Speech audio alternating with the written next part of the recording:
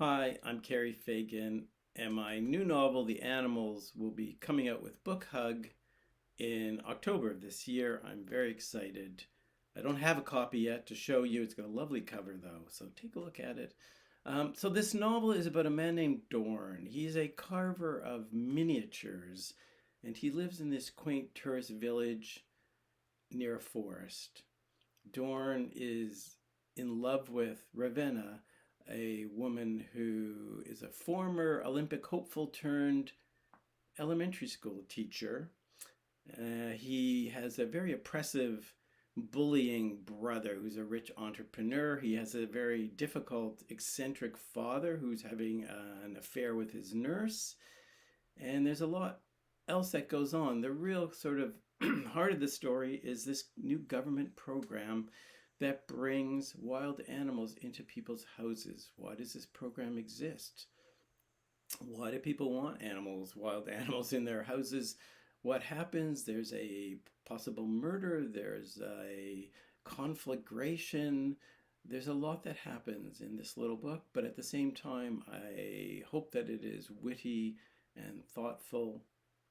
Anyway, I'm going to read you a very few short passage in which Dorn really finds out about this program for the first time by visiting his next door neighbor. Excuse me.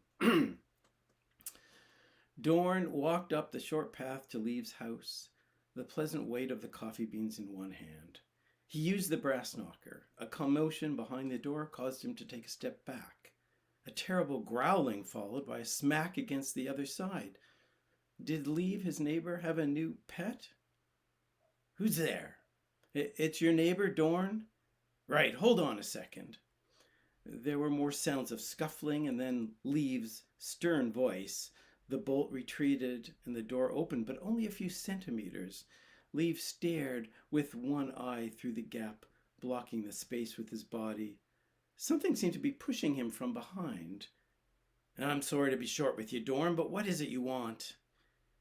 Now, whatever it was jerked Leave from one side to the other. Dorn held up the bag. Your coffee order? I brought it from the cafe. Ah, good. I've been out for 2 days and have a splitting headache from caffeine withdrawal. I don't think the bag's gonna quite fit through that little gap. Hang on. I don't want the animal to get away. Come on, move back, move back. These last words were obviously not addressed to Dorn. After some vigorous shoving, Leave opened the door a few more inches, still keeping his body pressed to the now larger gap. Behind him, the animal leapt up, barking. Over Leave's shoulder, Dorn could now see the dog, large and shaggy, but also thin at the ribs. It tried to squeeze its snout between Leave's legs. Quick, Leave commanded, and Dorn thrust the bag forward, allowing his neighbor to pull it into the house. Excuse me. Just at that moment, the dog successfully pushed its head through, and Dorn saw its bloodshot eyes and carnivorous, snapping jaws. Go back, I tell you. Leave gave the creature a hard shove. That's quite a pooch you've got, Dorn said, trying to sound light-hearted despite his visceral fear of the animal. Oh, what is it, a shepherd, a husky? It's a wolf, actually. Yes, wouldn't it be? No, seriously, it's pure wolf. Seriously? I thought that was illegal. Used to be. You haven't heard of the new program? What program? Hey, Leaf shouted, half turning his head. Stop that right now! He kicked back a foot and the wolf, if it was a wolf, yelped and backed away. What's that on your arm, Leaf? Are those stitches? Leaf chuckled humorously. Well, it's takes a bit to get used to a new roommate, doesn't it? But are you sure you're safe? I don't feel safe driving on the Torville Expressway if it comes to that. I don't know what to say, Leaf. Does he have a name? It's a she, actually.